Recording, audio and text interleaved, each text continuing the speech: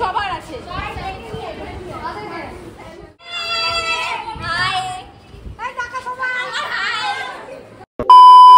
Hello everyone, good morning সবাইকে। কেমন আছো তোমরা সবাই? আশা করি সবাই অনেক ভালো আছো, সুস্থ আছো। আমরাও বেশ ভালো আছি, সুস্থ আছি। আমার নতুন একটা ভিডিওতে তোমাদের সবাইকে ওয়েলকাম জানাচ্ছি।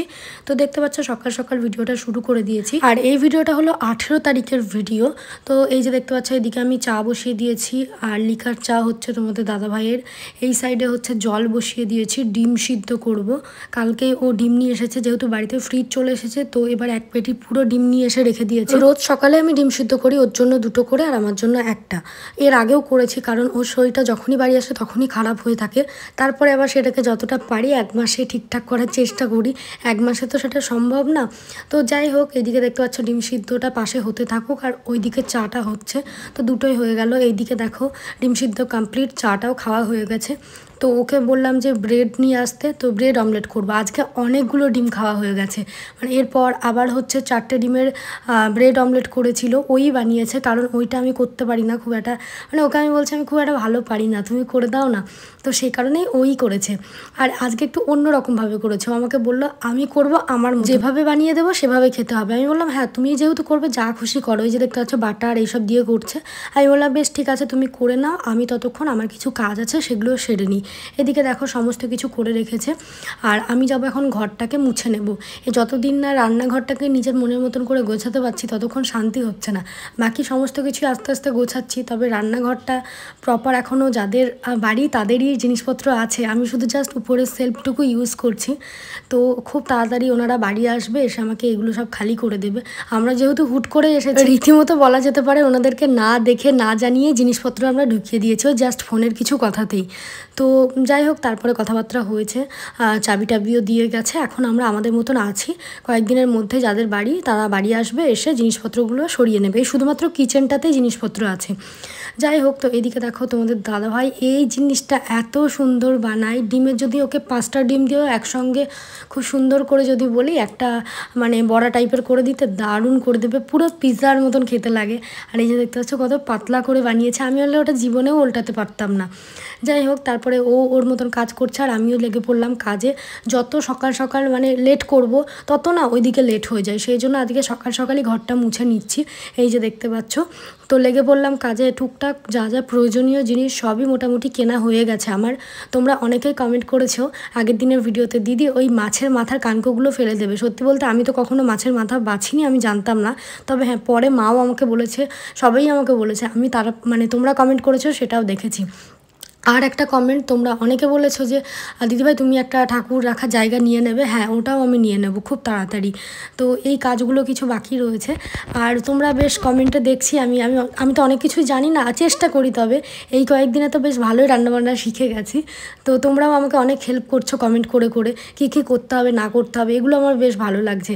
একটা বোন কমেন্ট করেছে দেখলাম, দিদিভাই তোমার বাড়ির কাছে বাড়ি হলে তোমাকে হেল্প করতে পারতাম, তোমার সংসার গোছানোই, তাহলে তো সুবিধাই হতো গো। আচ্ছা, এবার আসি আর একটা কমেন্টে। একটা মেয়ে লিখেছে যে ভাড়া বাড়িতে কি আদেও থাকবে, নাকি মায়ের দোহাই দিয়ে বাপের বাড়ি চলে যাবে। দেখো, ভাড়া বাড়িটা কোনো মামার বাড়ি না, মন হলো আসলাম, মন হলো চলে গেলাম। এখানে মিনিমাম একটা মাসের এগ্রিমেন্ট থাকে, যেটা তোমাকে কমপ্লিট করে তবেই যেতে হয়। আর এটা তো মামার বাড়ির আবদার না, এত ফার্নিচার এত টাকা দিয়ে। তোমাদের কোনো আইডিয়া আছে মুর্শিদাবাদ থেকে এখানে গাড়ি ভাড়া করে জিনিস আনতে আমাদের কতগুলো টাকা গিয়েছে? তাই চাইলেও না যে আজকে এখানে কালকে জিনিসপত্র গুছিয়ে নিয়ে চলে গেলাম, সেটা কখনোই সম্ভব না।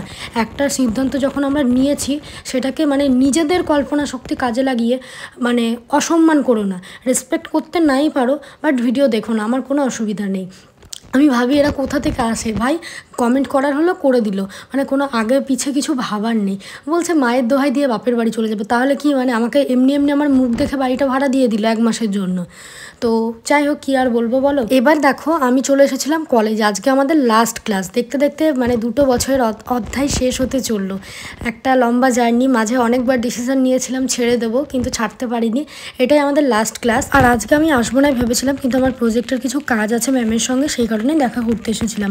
তো আমার তো এই সাদা ড্রেসের প্ল্যানিং কোনো কিছু ছিল না, কারণ আমার ড্রেস সব এখনও বাড়িতে।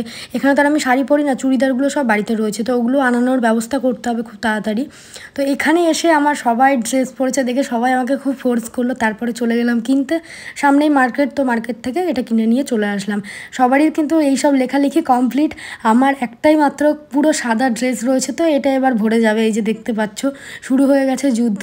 আর সত্যি বলতে এগুলোই যখন 10 বছর পর দেখব বা আমার ছেলে মেয়ের সঙ্গে যখন শেয়ার করব, তখন এগুলো মেমোরিই থেকে যাবে, যে কারণে আরও এগুলোকে ক্যামেরা বন্দি করা।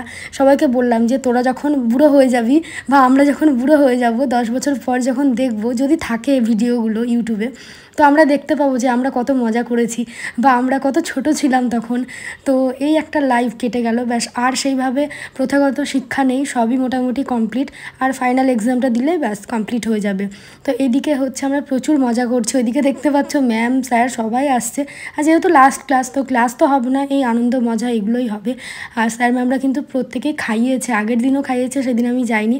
আজকে অনেক কিছু খাইয়েছে স্যারে, আইসক্রিম খাইয়েছে, ফুচকা খাইয়েছে, তারপরে হচ্ছে এইদিকে ম্যাম খাইয়েছে প্যাটিস। তো অনেক কিছুই খাওয়া দাওয়া হয়েছে।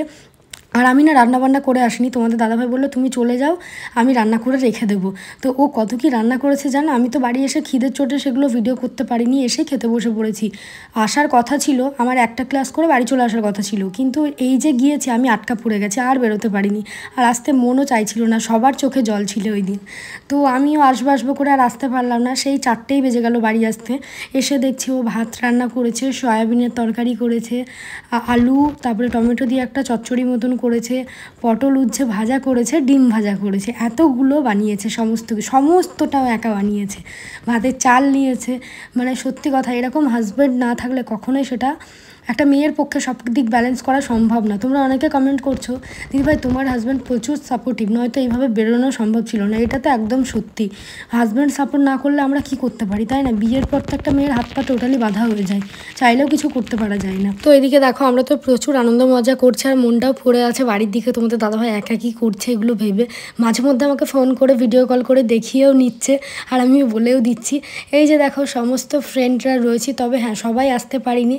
স্পেশালি আমার ওই 2 বান্ধবী যাদের সঙ্গে আমি বেঞ্চ শেয়ার করি বা একসঙ্গে আসি, সুপর্ণা ওরা।